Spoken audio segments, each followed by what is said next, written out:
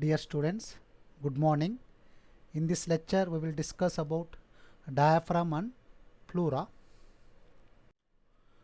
Following objectives will be covered in this lecture.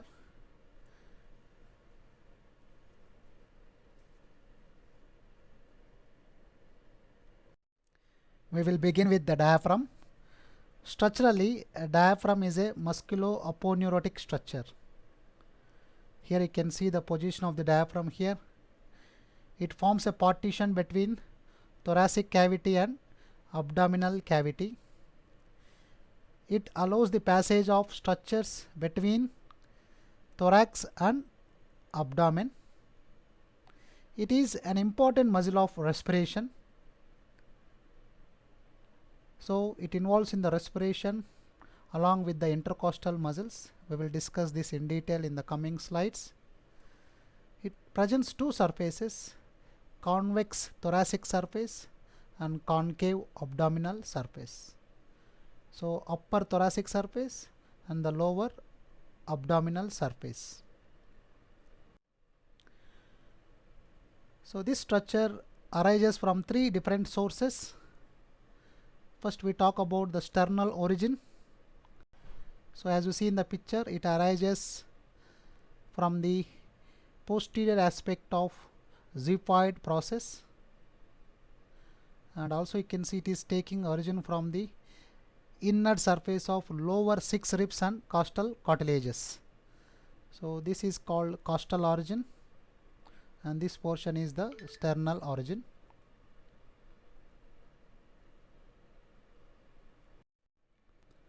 Vertebral origin. Diaphragm arises from the vertebrae through two crura, the right crus and the left crus, and two arcuate ligaments on each side. The medial arcuate ligament you can see here in the picture, and the lateral arcuate ligament. We'll see the details of the attachments. First we'll begin with the crura. The right crus of the diaphragm you can see here. As you see in the picture, it has an extensive origin. It arises from L1, L2 and L3 vertebrae, and also the intervening intervertebral discs. On the other hand, the left crus, it arises only from L1, L2 vertebrae and intervening intervertebral disc. You may get a doubt why right crus of the diaphragm has an extensive origin. This is due to the presence of right lobe of the liver. So you will understand better during the actions of diaphragm explanation. So timing, remember, due to the presence of liver, the right crus of the diaphragm has an extensive origin. Next we'll move on to the medial arcuate ligament. So what is this ligament? This is the one formed by the thickening of psoas fascia. This is a psoas major muscle covered by the psoas fascia. So the thickening of the fascia in the upper part of the muscle forms your medial arcuate ligament. So this ligament extends from the side of body of L2 vertebra to the tip of transverse process of L1. That is the extent of medial arcuate ligament, and here you can see the muscle fibers of diaphragm arising from this particular ligament. On the lateral side you have another ligament which is called the lateral arcuate ligament. It extends from tip of the transverse process of L1 vertebra and to the lower border of 12th rib. So to the lower border of 12th rib, your lateral arcuate ligament extends, and here also you can see the muscle fibers arising from the lateral arcuate ligament. So here the lateral arcuate ligament is the thickening of anterior layer of thoracolumbar fascia.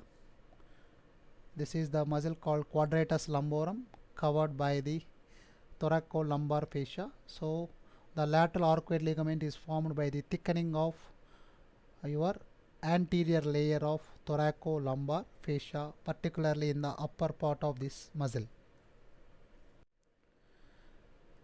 Insertion of all these muscle fibers taking origin from the sternum, the ribs, and also from the vertebrae.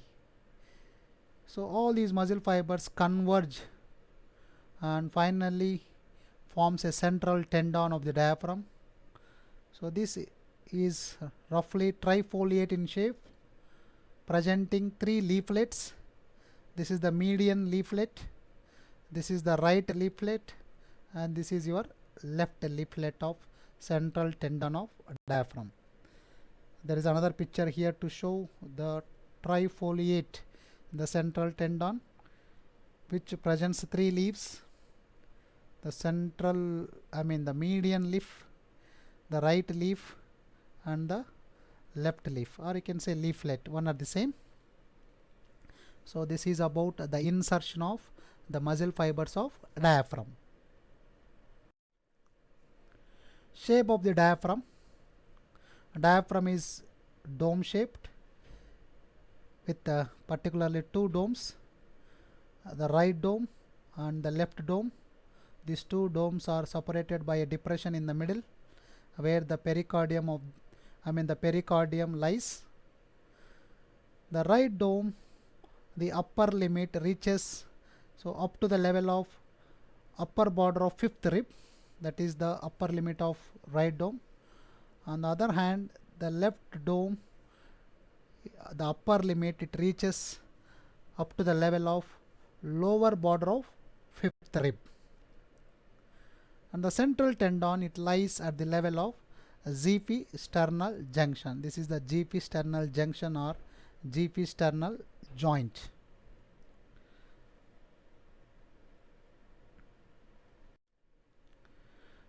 However, the position of the diaphragm is variable from individual to individual, and it depends upon the body build or the size of the body, and then the phase of respiration, like during inspiration and expiration, and during the posture.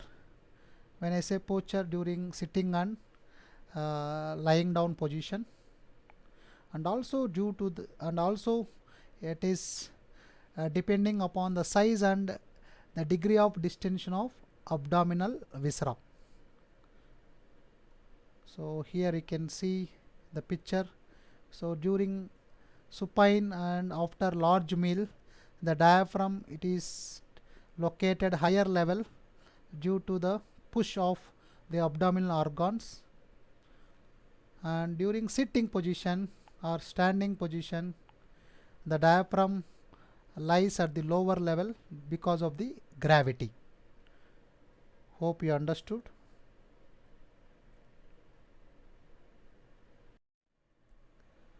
There are 3 major openings in the diaphragm, as you see in the picture. So here you can see the vena cava opening. It is located at the level of T8.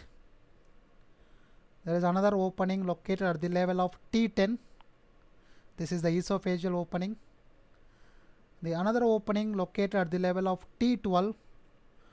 It is called aortic opening, as it allows the passage of aorta. If you look at the position exactly, the vena cava opening, it is located in the central tendon of the diaphragm. So obviously the opening is surrounded by fibrous tissue. During the contraction of the diaphragm, this opening will enlarge. In simple words, the diameter of the opening will enlarge. And what is the functional importance of this? So when the opening enlarges, the vein can dilate so that it can allow more blood flow. Next, you have the esophageal opening. As you see in the picture, it is located within the muscle fibers of right crus of the diaphragm.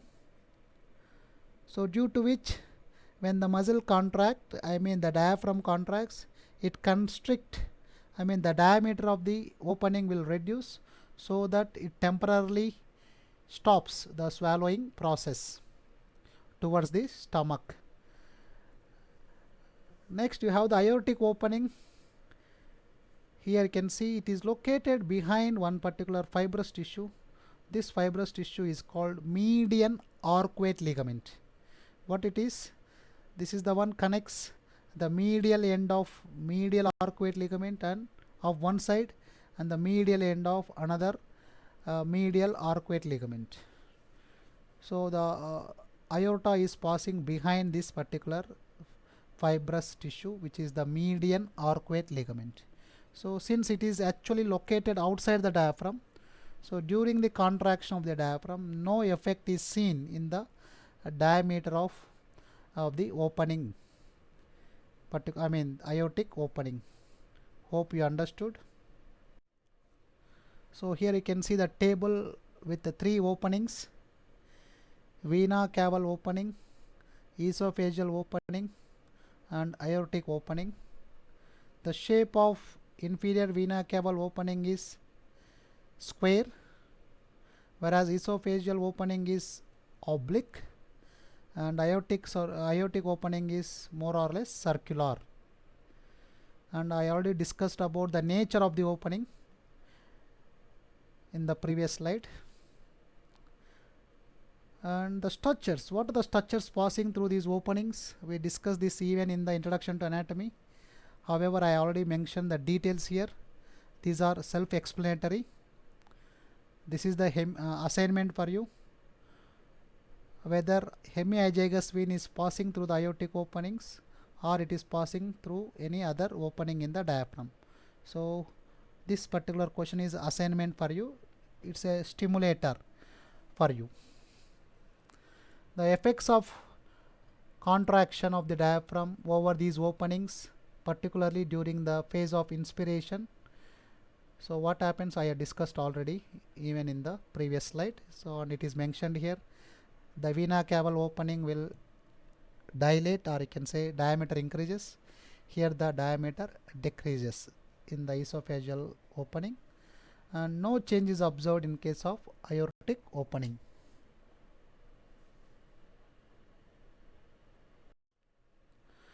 What are the minor openings of diaphragm and what structures passing through them? Between the sternal origin and costal origin, there are openings on either side. They allow the passage of superior epigastric vessels. The superior epigastric artery is a branch of internal thoracic artery. So it runs all the way from the thorax to enter into the abdominal cavity. So it passes through the openings located close to the xiphoid process. Next, behind the medial arcuate ligament, you can see the course of sympathetic chain, and by piercing each crus of the diaphragm, there are nerves called splanchnic nerves. So the splanchnic nerves, they enter the abdominal cavity by piercing the crura of the diaphragm, the right crus and the left crus of diaphragm.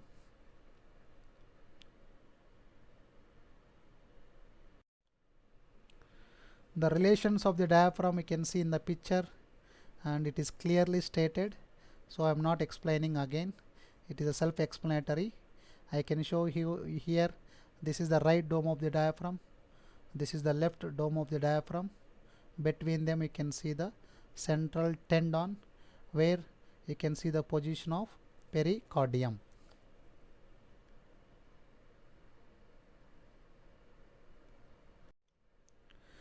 The nerve supply of the diaphragm, if you see, diaphragm is supplied by the phrenic nerve, which is having root value C3, C4 and C5. And the sensory nerve supply comes from, the sensory sensations from the diaphragm carried by two different sources of nerves. Central part is carried by the phrenic nerve, whereas the peripheral part is carried by the lower 6 intercostal nerves.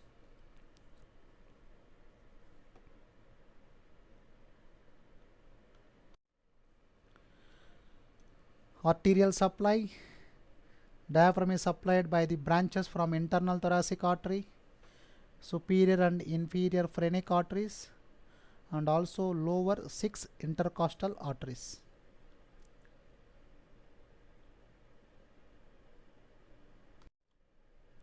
Venous drainage. Venous blood from the diaphragm drains into intercostal veins and also to the inferior vena cava.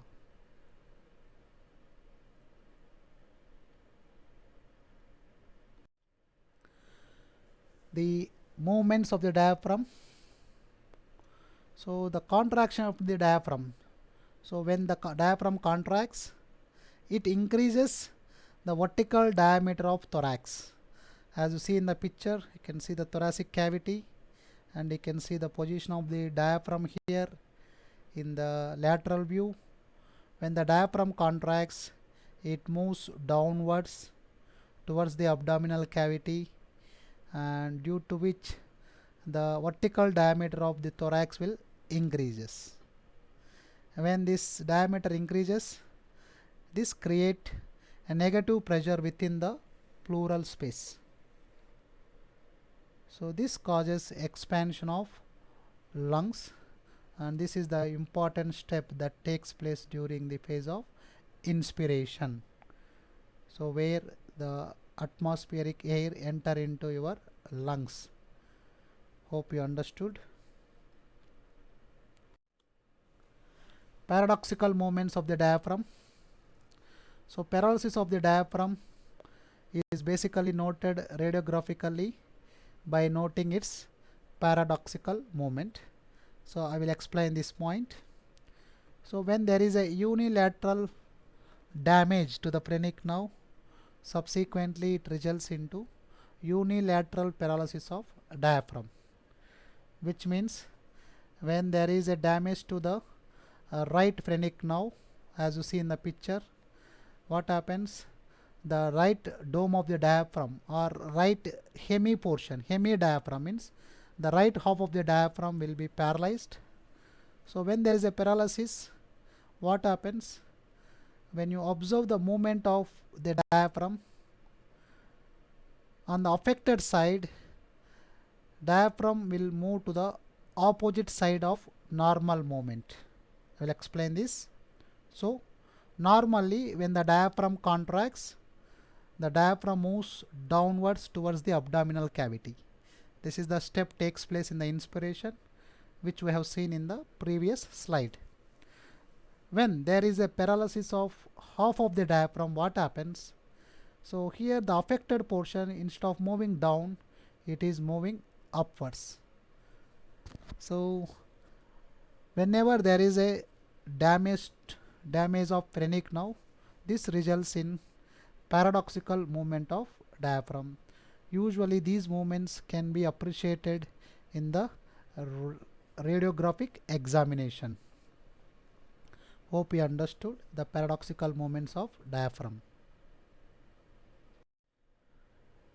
We will see the functions of diaphragm.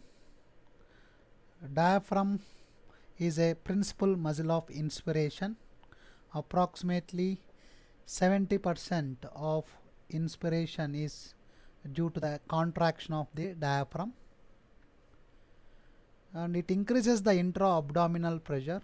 As you know, when the diaphragm contracts, it moves to the lower aspect towards the abdominal cavity and increases the intra-abdominal pressure. So this act is helpful in defecation, maturation, and also during the parturition, which is the childbirth. And also the contraction of the diaphragm increases the venous return in the inferior vena cava, so that the blood will reach the right atrium fast. How this happens, we discussed this already.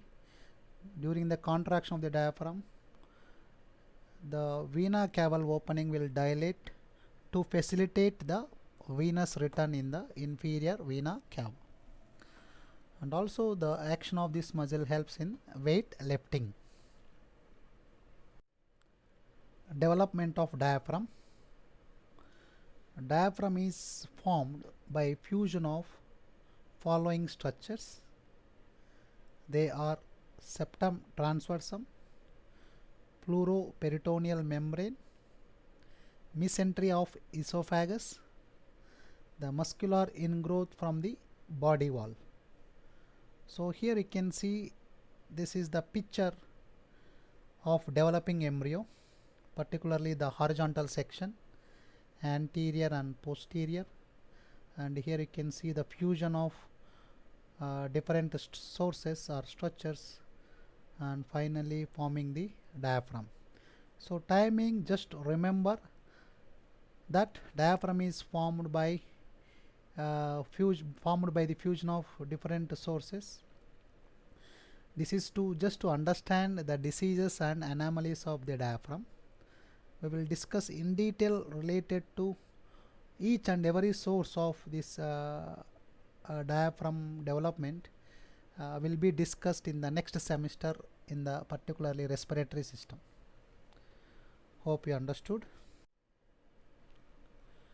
Diaphragmatic hernia. It is of two types: congenital diaphragmatic hernia and acquired diaphragmatic hernia. The congenital diaphragmatic hernia, as the name suggests, it is due to defects in the development. So in the development, I said in the previous slide, the diaphragm is formed by the fusion of 4 different sources. If something goes wrong with the fusion, it results into 2 types of congenital diaphragmatic hernia. One is Bogdalok hernia, the other one is Morgagni hernia. When it comes to the acquired diaphragmatic hernia, as the name suggests, this is due to the weakness of musculature around the esophageal opening.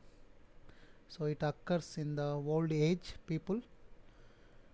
So it is of 2 types, sliding and para-esophageal or rolling type. So we will understand this in the coming slides. First we talk about congenital diaphragmatic hernia. So this is the developing embryo. As we already discussed, on the lateral side you can see a membrane called pleuroperitoneal membrane. So when there is a defect in the pleuroperitoneal membrane fusion, that results into a type of congenital hernia called Bogdalok hernia. So usually this non-fusion occurs in the left side of the diaphragm, particularly at the posterolateral aspect. This is the posterior aspect, this is the anterior aspect. Here you can see the developing gymphoid process.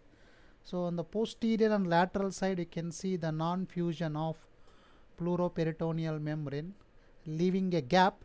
So as you know by the definition, hernia is the abnormal protrusion of abdominal contents through a opening. So this is the opening, and this type of hernia is Bogdalok hernia. There is another type of hernia which is called Morgagni hernia. This is due to defect located at the either posterior or lateral to the xiphoid process. I'm sorry, not this one, this one. Just posterior to the Morgagni hernia here. If there is any defect here, this is called Morgagni hernia. And there is another type which is here, you can see this is called anterior hernias. They are called anterior hernias. So this is about congenital diaphragmatic hernia. Acquired diaphragmatic hernia. So here the herniation of the stomach occurs due to weakness of muscle around the esophageal opening.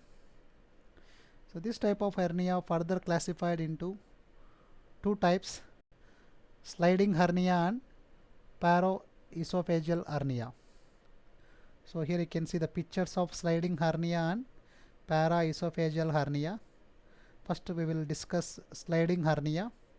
So here the stomach herniating through the normal esophageal opening in the diaphragm. So this is due to weakness around the muscle as such, but the stomach is herniating through the normal esophageal opening. On the other hand, paraesophageal hernia, here the stomach is herniating through a separate defect that is located in the diaphragm very close to the esophageal opening. So this is called paraesophageal hernia. Hope you understand. Phrenic nerve lesion.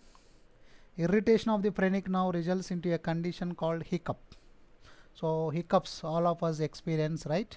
So these hiccups are due to the involuntary contraction of the diaphragm, so which results usually from the irritation of phrenic nerve.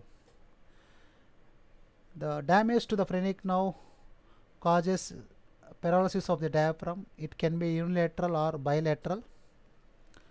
So usually damage to the phrenic nerve occurs during the surgeries involving thorax and abdomen. In case of spinal cord injury, neck injury, even we discussed when there is a tumor in the lung, it compresses your phrenic and vagus as they are running very close to the hilum of the lung. And since the phrenic nerve has the course in the middle mediastinum and also the superior mediastinum, if there is any tumor in the mediastinum, that will also compresses the phrenic nerve.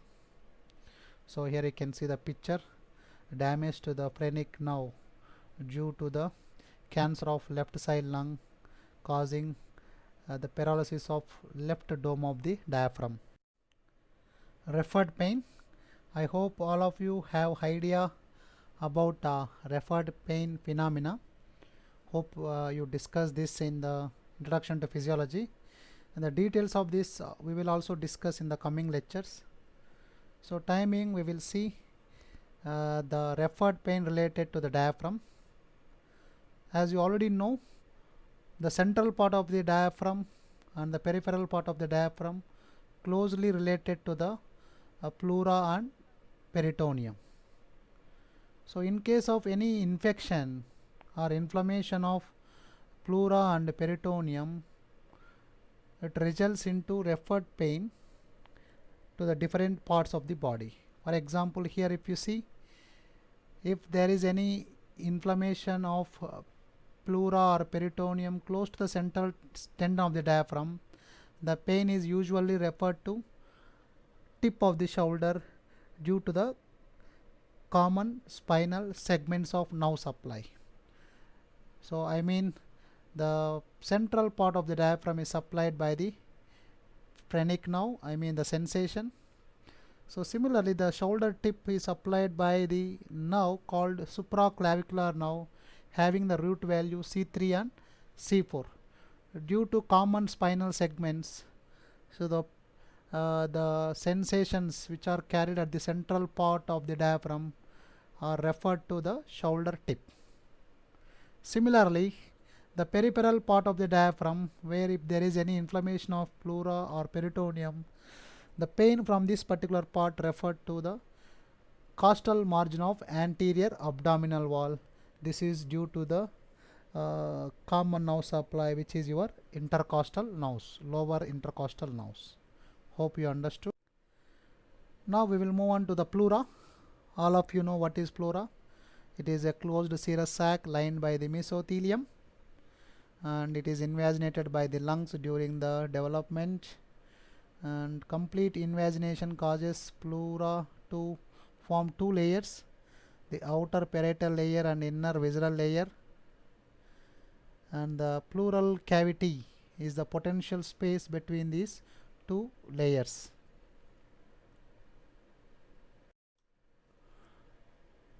When we talk about the parts of the parietal pleura, you already know about the different parts. They are cervical, costal pleura, the mediastinal pleura, here you can see, and the lower portion is called diaphragmatic pleura.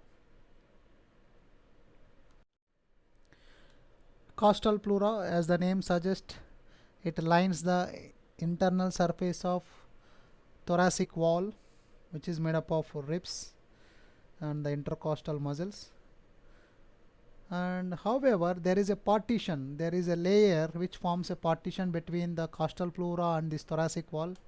So this connective tissue partition is called endothoracic fascia.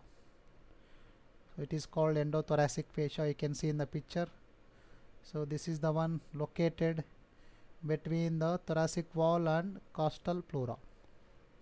Then you have the mediastinal pleura, which lines the mediastinum, and below the hilum or root of the lung, you can see here in the picture, the mediastinal pleura form a double layer. So this double layer of mediastinal pleura is called pulmonary ligament. So pulmonary ligament is a double layer of fold that is located below the root of the lung.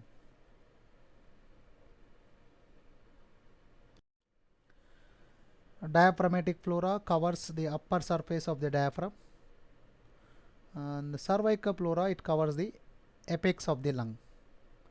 So here if you see, this is the cervical pleura, and this extends even into the root of the neck.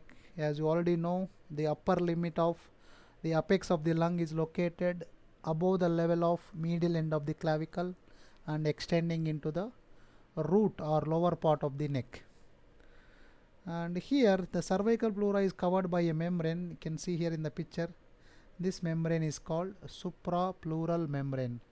As the name suggests, it is located outside the cervical pleura.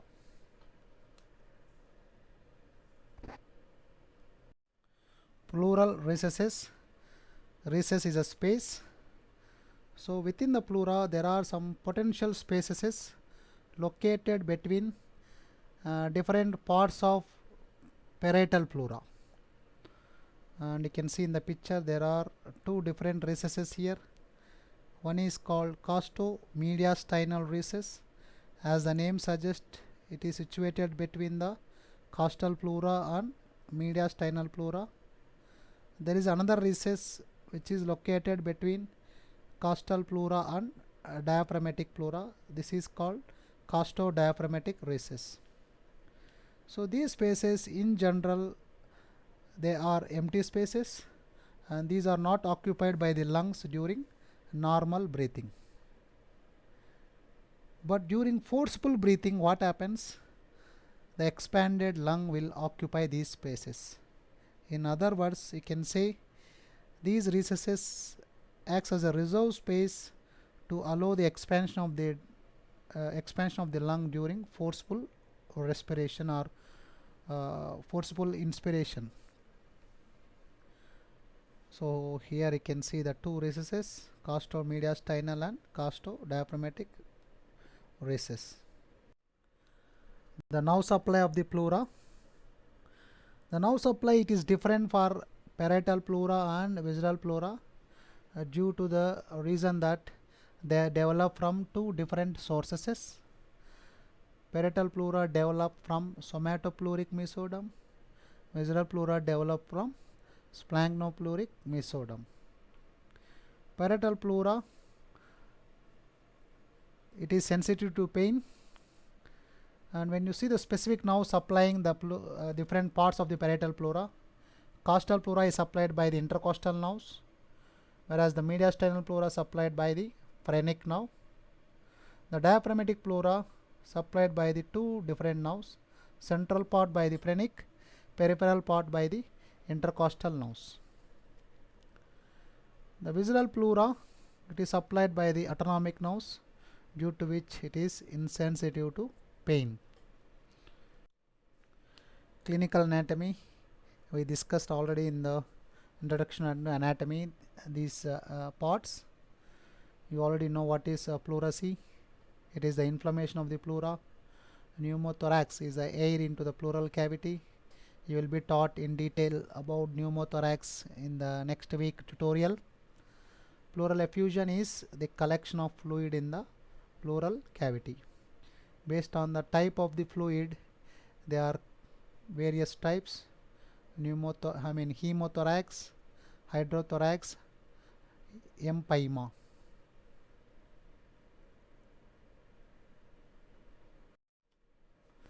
So here you can see the X-rays of the chest. Normal chest X-ray with pleural effusion, you can see the fluid collection over here.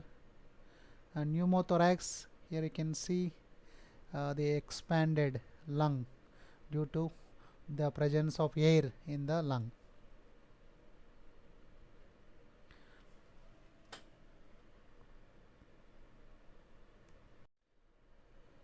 Pleural tap or paracentesis.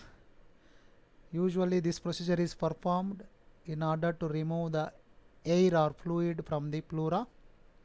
So in this procedure, the needle is inserted in the mid-axillary line at the 9th intercostal space, particularly during the expiration, so that the lungs are away from the this particular space, intercostal space.